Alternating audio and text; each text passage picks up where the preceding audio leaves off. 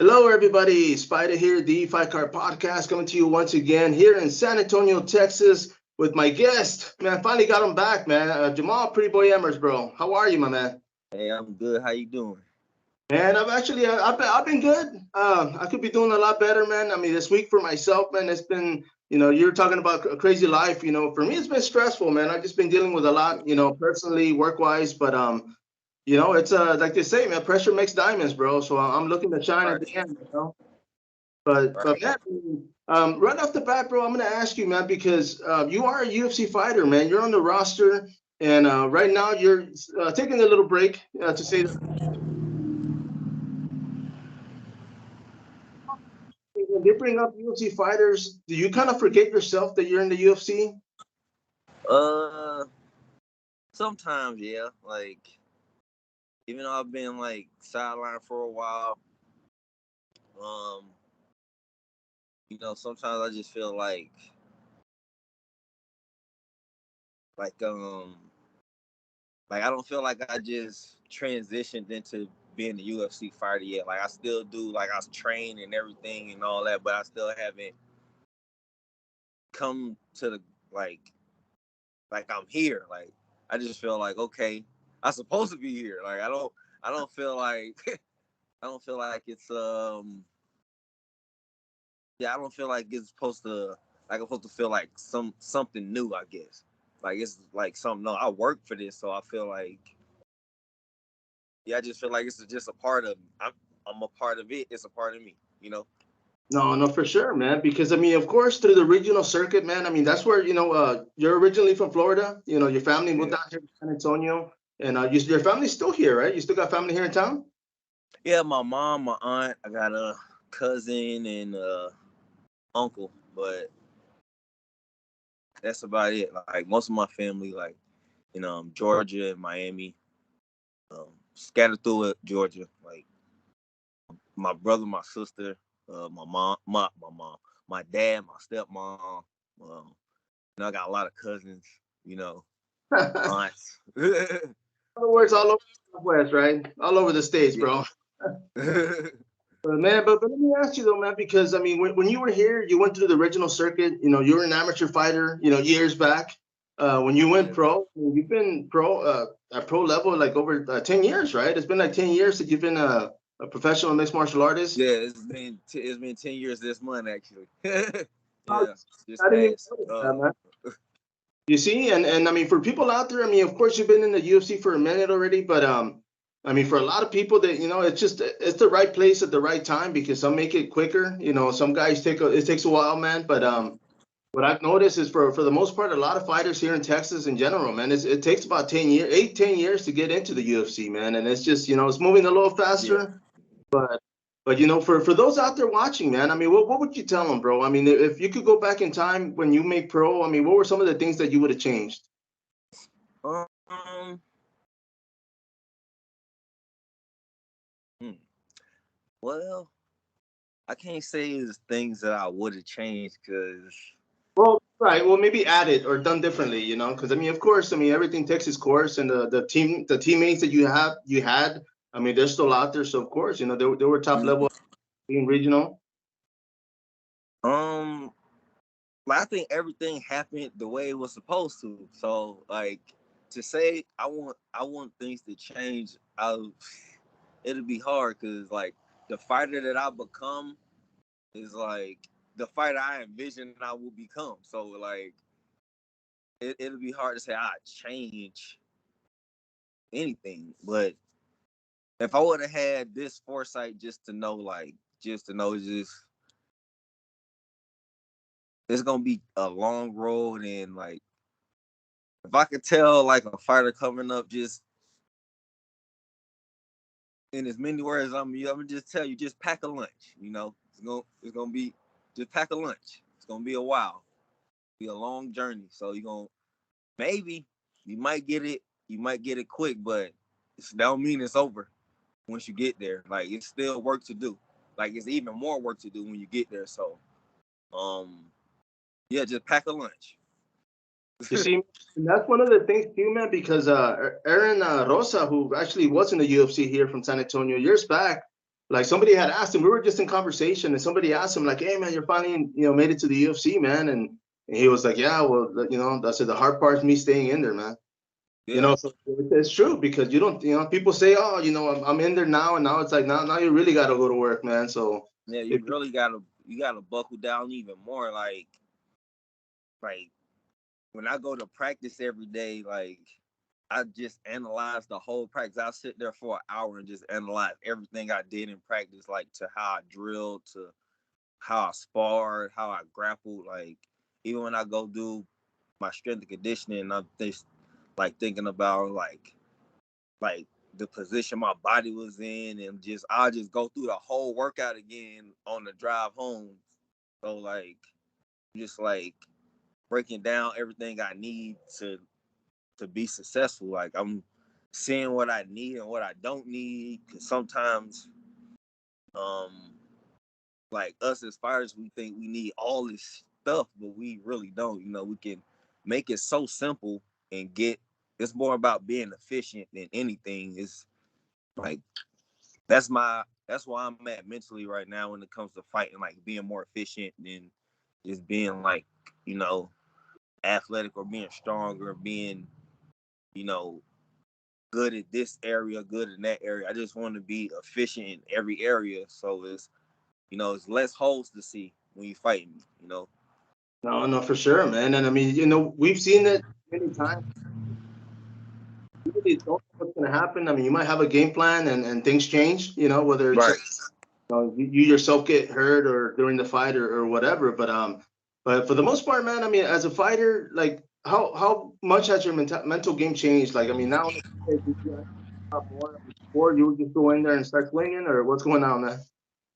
Um, well, I've been doing a lot of different things like mental wise, like mental training, like exercises and things like that. So like mentally I feel like I'm like growing with my skill set. So like it's just I'm in a different headspace, I guess, now. Like I just like I say, I'm trying to be more efficient. Like the motivation is still there and everything, still want to be the best I can be. But it's just like it's more of like more laser focus, if I can say that. That's what it felt like. It's just like, okay, this is like we being precise right now. Like that's where I'm at mentally.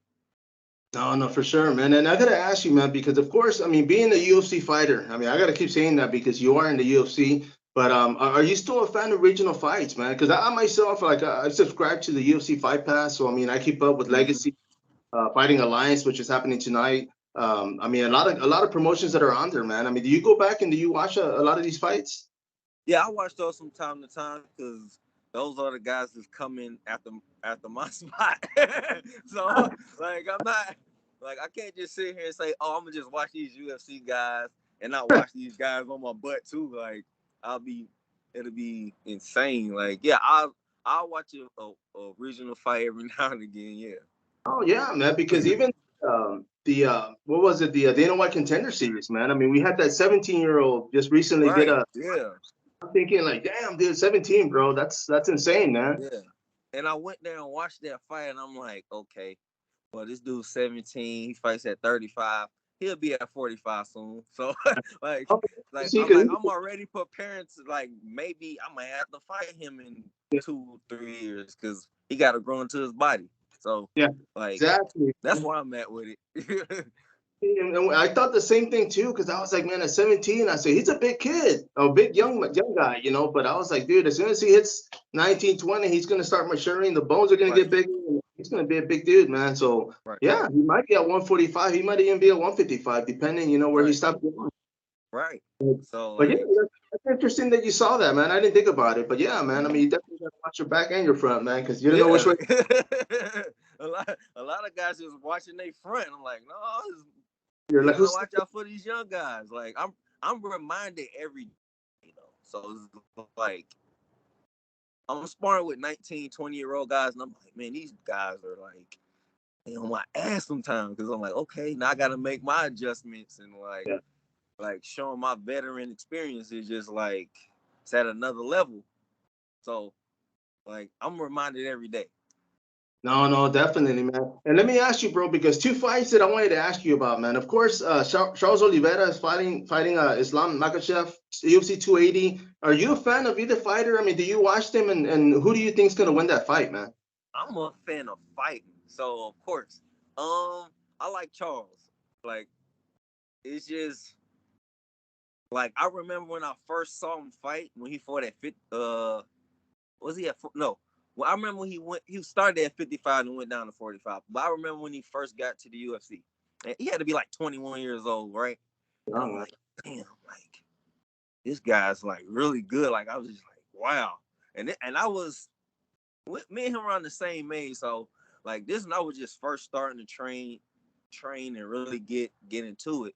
And I was like, man, he made me realize I had a lot of work to do, right? So like as his career went on, like you just see the progression and how just how much sharper he got everywhere, and just see how he carry himself now, like he's just like I just can see it. I was like, man, this guy's like at another level.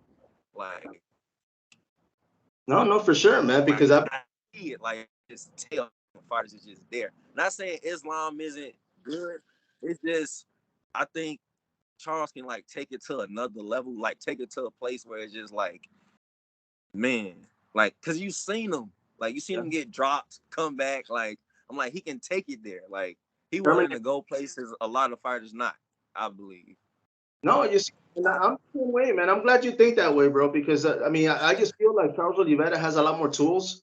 I mean, he can submit you out, he can grind you, and because of that, I think he's going to be able to either get him tired or at least catch him TKO or submission, towards the late round. But that's why I'm thinking. So we'll see, man. The other fight I wanted to bring up, of course, now retired UFC fighter Anderson Silva, man. He's going to be doing the boxing bout with the famous YouTube Logan.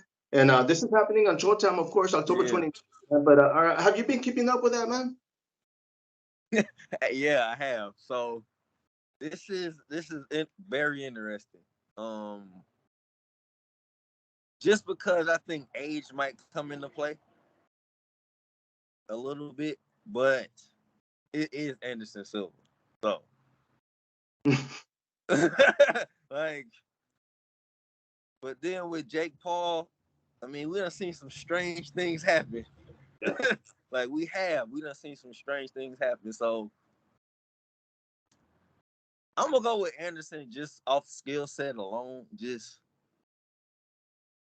I'm gonna go with Anderson. I'm gonna explain. I'm gonna go into detail though, just for clarification. Anderson is almost 50 years old, right? Like he's what 48, right? He's up there. So you got to think about it like this. Jake Paul is what 25.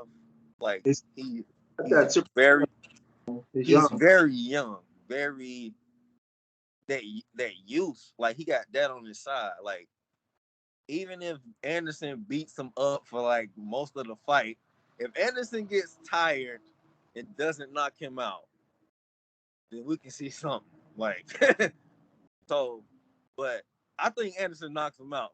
But that's just my little, sidebar information about it. Oh, no, for sure, man. Because I'm the same way, man. Because of course, I mean, Anderson Silva in the UFC at that level, he has lost before. I mean, he's lost to guys that were on their way up. And the fact that, like you said, like he's been Chael Sonnen kind of checked his chin one time, and he's been checked a few times. Of course, he recovers, but if Anderson doesn't come in to win, then I see him taking a loss, whether by points or by judges. It's just going to be like you said, a lot of weird things have been happening, man. I mean, people getting knocked out, and so it's like now. We got this boxer. I mean, Logan is a professional boxer, man. He's 5-0, and I mean, we'll see where that goes, man. But bro, this weekend, man, you got any plans going on over there?